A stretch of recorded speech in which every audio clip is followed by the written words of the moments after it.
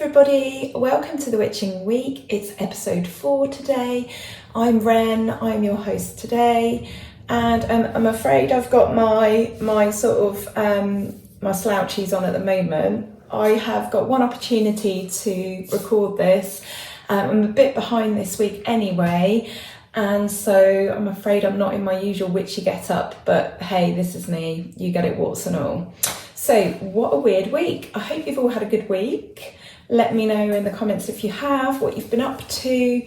And I just want to say welcome to any new followers. If you like what you see here, give me a subscribe, it really helps. And also welcome back to the people that have, been here a while and are staying the course with me. I really appreciate that. So yeah, what a weird week. There's been lots going on. First of all, we're well and truly into November now, aren't we?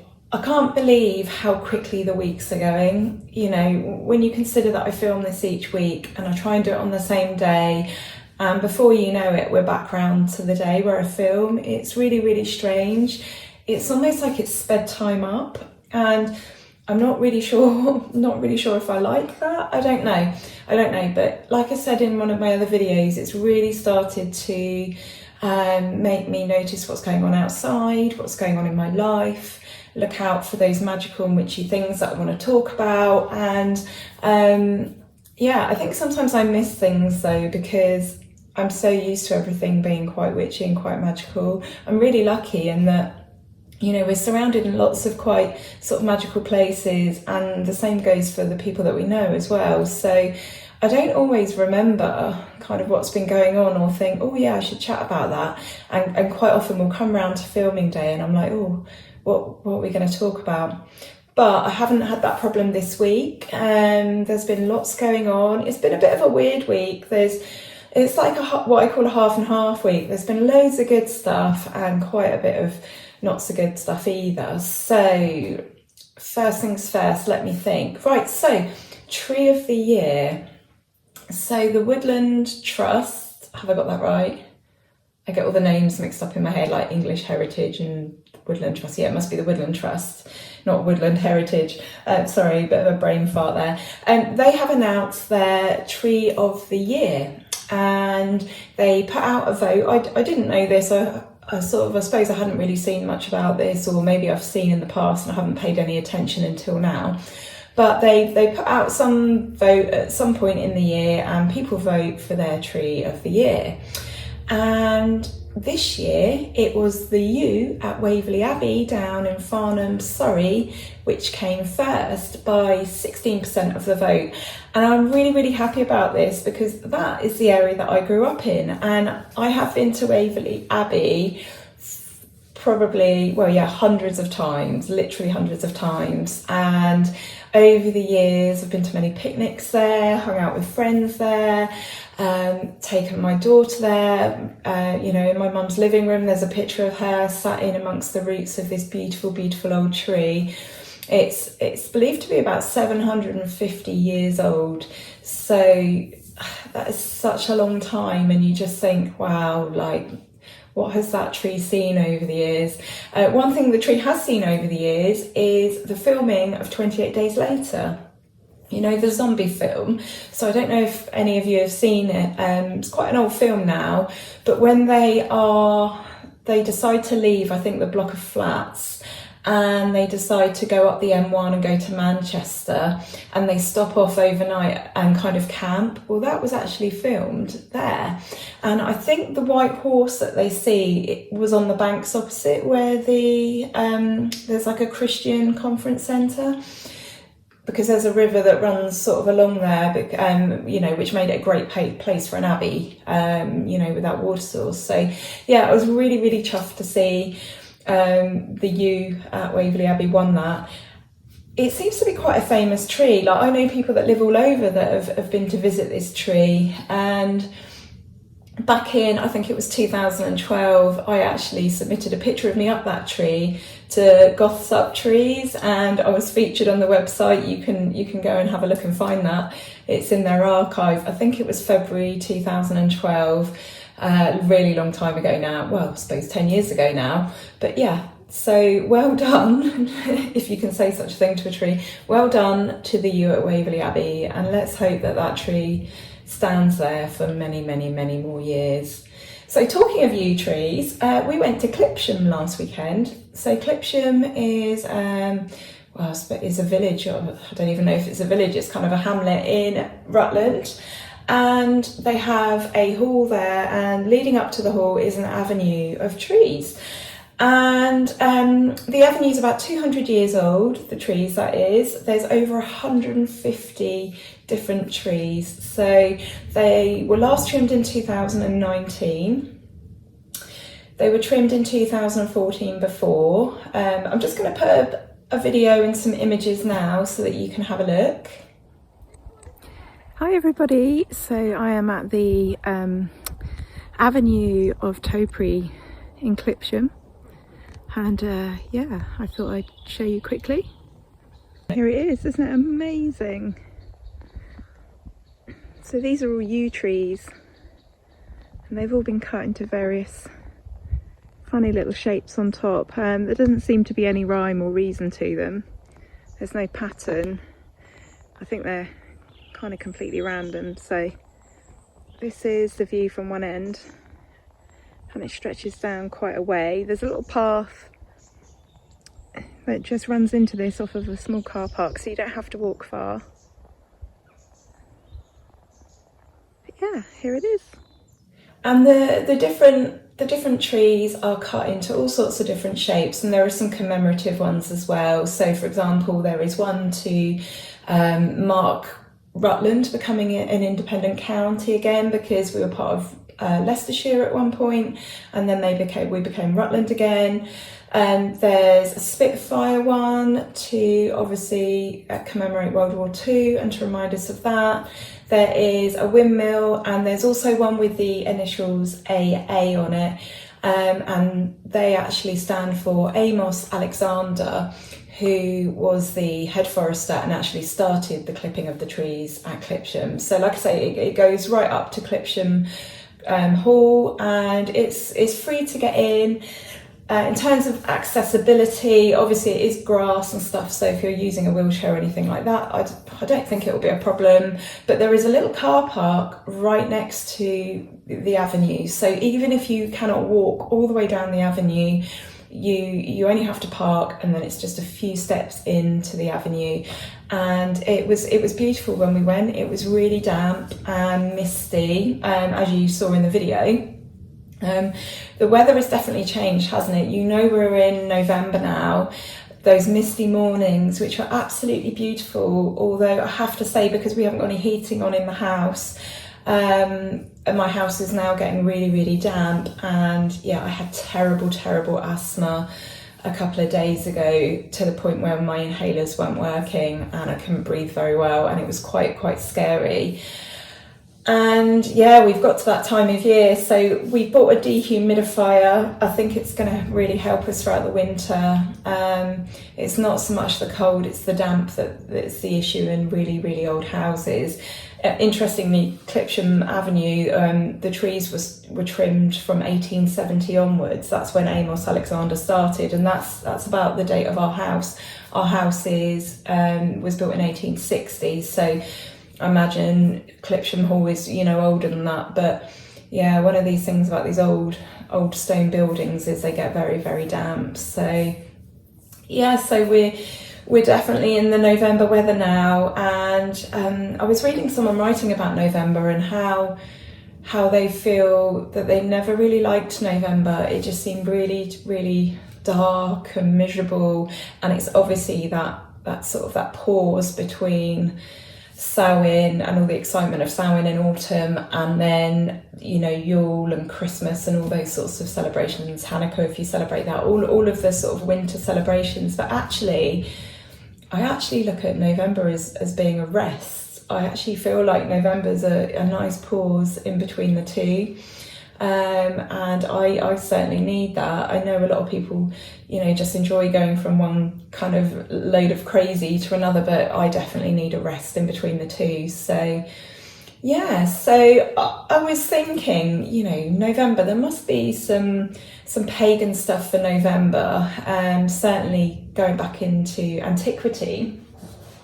And so I dug out my book, A Year of Pagan Prayer, which is a source book of poems, hymns and invocations from 4,000 years of pagan history, and this runs month by month.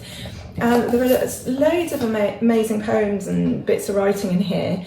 The problem is I'm not trained in kind of classical literature and art, so I don't actually know how to pronounce a lot of these, and a lot of these names and things I think a lot of people wouldn't be able to pronounce because they're not, we all know the sort of the Zeuses and the Jupiters and the all those sorts of names, but there's lots of names in here that I don't recognise. But I wanted to read something. So November the 13th, the Feast of Jove, Part 2. And it says, it's time for another banquet to Fate, the father of the gods.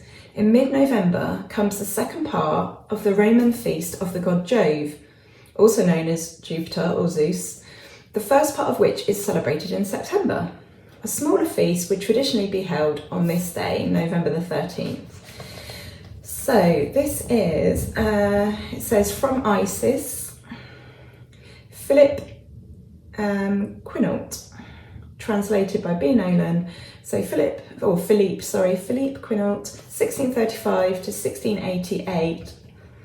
And it says, this excerpt from Jean-Baptiste Lully's opera describes the descent of Jupiter to Earth. And I thought this was really lovely. It's very quick. I'm not going to read something out to you every week. I know I read something out last week, but I just thought this was a lovely passage. So, the powerful God who throws down thunder decided, sceptre in hand, to come down from heaven to the earth to hunt the evils that torment humans. May the earth carefully respond to this honour, with echoes resounding in these charming places, announcing that today, for the happiness of the world, Jupiter descends. Isn't that really lovely? And that kind of thinking about planets and the earth and Jupiter and things like that. I thought I'd talk about astrology, actually. So just recently, October the 30th until January 2023, Mars has gone into retrograde. I can't talk today. Mars has gone into retrograde, and astrologists always get very excited about this. So it's when a planet goes into what's called retrograde motion. I still can't say, but basically it's in opposition, so it appears to be moving backwards. And Mars, what this means is Mars is actually going to be shining brighter than the brightest star in the sky, which is currently Sirius. So it's a really good time to view. Astrologists get really, really excited, and they believe that during this period, it's a moment of retreat and introspection. It's an accelerated growth period, so things will go wrong, there'll be challenges, there'll be disagreements, that things will get worse before they get better. That'll be a very, very unpredictable sort of roller coaster ride of a time. Obviously Mars is the planet of conflict and war, but it all depends obviously if you believe in astrology or not. If you don't believe in astrology, then this will have absolutely no bearing on our lives whatsoever.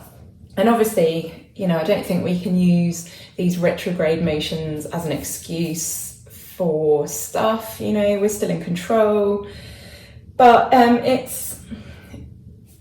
it's definitely been a very, very interesting week so far. And I'm not sure where I stand on this. Let me know in the comments where you guys stand on this, because, I am of that sort of view in a way that, it cannot have an impact on us. But when I look at my star sign and I look at the star sign of the people around me, and I look at the stereotypical star signs and their traits and their characters and their abilities and their characteristics, actually it's like really, really on the money, really. And you know, if you believe in the maxim as above so below, which as witches we tend to, then of course what goes on in the heavens must affect us down here. But I have to say it's been a really, really weird week. So I don't want to offend the men of the channel that are watching. You know, this is a community and I love you all. And obviously I've got a husband who I love very much. I've got a wonderful dad, and I've got an amazing cousin who's male who I'm very, very close to. So, you know, I'm not intending to bash the men here, but it's been really, really weird. I don't know if it's just a bad week on Instagram and online, or whether it is something to do with this retrograde motion, but there seems to be a lot of entitlement. And I've had people leaving comments this week about, you know, the size of my boobs, but just in a really, really horrible way as well. I've had people getting annoyed with me because, you know, I didn't go to hug them, and also people messaging me saying, you don't communicate. I do communicate. I make the effort. I pride myself on communicating with everyone. And then, you know, saying this after I've just spent 10 minutes communicating. And then when I say, actually, I do communicate, but it's also my choice. I'm not public property because I'm online. You know, doesn't mean that I have to go further with that communication, or, you know, I can choose how I take part in that. You know, a communication between two people is give and take. And if I don't want to go further with that communication, or, you know, my answers are short or whatever because I'm busy, then that's, you know, that's how it is. And then I get back, well, I won't bother then. And it's like, look, I'm not being rude. You asked, I'm telling you how it is. And then that, you know, this person saying, well, I'm not asking for much. I'm just asking that from time to time you and I communicate. And it's like, why are you asking this of a stranger? And also, I don't know, it just feels very needy and very, you know, like it was full of entitlement, and this man that I don't know wants something for me, and there's not a thought there. There's not a thought there for what might be going on in my life and who might be in my life and stuff like that. So it has been unpredictable this week. It has been a roller coaster ride. There have been communication issues. There has been conflict. Things have got worse, and I'm hoping they're going to get better soon. So yeah, I just think that's really, really interesting.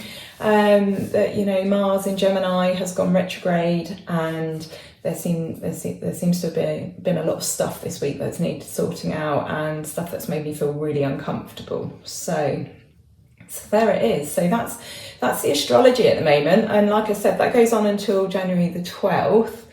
That would be one question actually, that if you're watching this, I would really, really love to hear the answer. Like, do you buy into the whole retrograde idea in astrology, in that, you know, it causes lots of issues and problems? And because usually the one people talk about is Mercury retrograde, isn't it? And this time around it's Mars retrograde. I think all the planets at some point will be in that retrograde motion. But yeah, let me know what you think, and let me know if since October the 30th you've noticed a difference in things, or you've had particular issues and problems. It's a really interesting one to discuss. And you know, obviously, like I said, with the whole as above so below, I obviously, you know, it's like the moon's gravity, its influence on our gravity. It has effect on tides and stuff like that. You know, it does have it, you know, the heavenly bodies do have an impact on us. I think I just haven't decided how much of an impact. You know, I just go backwards and forwards. I see really good arguments for things, and then I see counter arguments for things, and so it kind of leaves me not knowing exactly what I think. But then I guess that's why these are the mysteries, and that's what's enjoyable about them. So right, so I always get the impression when I'm filming these that I'm talking at 100 miles an hour. I'm really hoping that when I watch this back it's not too bad. But I'm going to get on and do some cards now.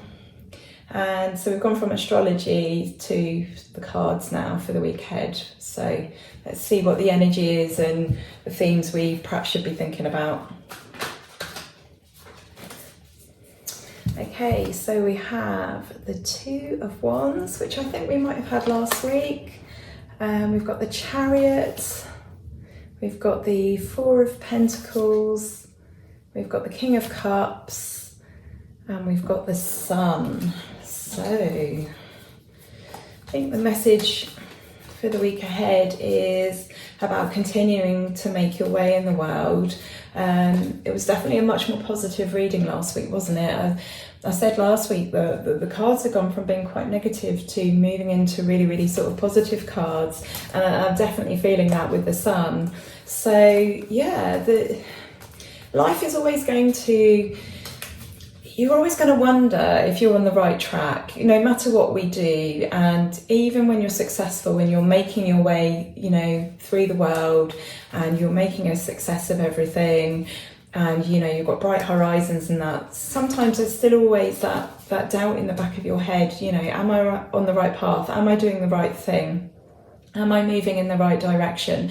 And I think it's important to remember that the path is a bit like this sometimes. You can be pulled from left to right, and you swerve this way and you'll swerve that way, but you remain on the chariot. You don't fall off the journey, you don't fall off the path, and we all eventually get to where we're meant to be. And we go through the trials and tribulations and the moments and the good times and the bad times and all the things that we're supposed to go to and go through to get to the places we're going to. And I think it's just really important to remember that, to have some balance in everything, especially when it comes to money, but also when it comes to every other aspect of life. It's really important to keep things in perspective, not get things blown out of proportion in your head, and just to sort of take the sort of middle path, the steady path, and to keep that chariot, keep it from swinging too far left and right by making those sensible and balanced and sort of choices that just keep things a bit sensible. This card here is a reminder not to sort of put all your faith and all your belief and all your love and all your energy into money, because you can't take it with you when you die. So be sensible with it. Don't sit on it and be afraid not to make nice decisions and to do nice things because you're worried about losing it. Just be a bit sensible. And these cards tell me that you have it within you to provide for your family, for your loved ones. You are going to take a mature approach to things coming up, and really everything's looking sunny and lovely. We're moving, it seems, with this card reading. It's almost like one long one. You're moving towards your time in the sun, a time where you can really shine and enjoy life and be yourself, and where there's nothing but hope and happiness. So yeah, it's a really, really lovely energy and thought for the week. So yeah, on that note, I'm wishing you all a wonderful week.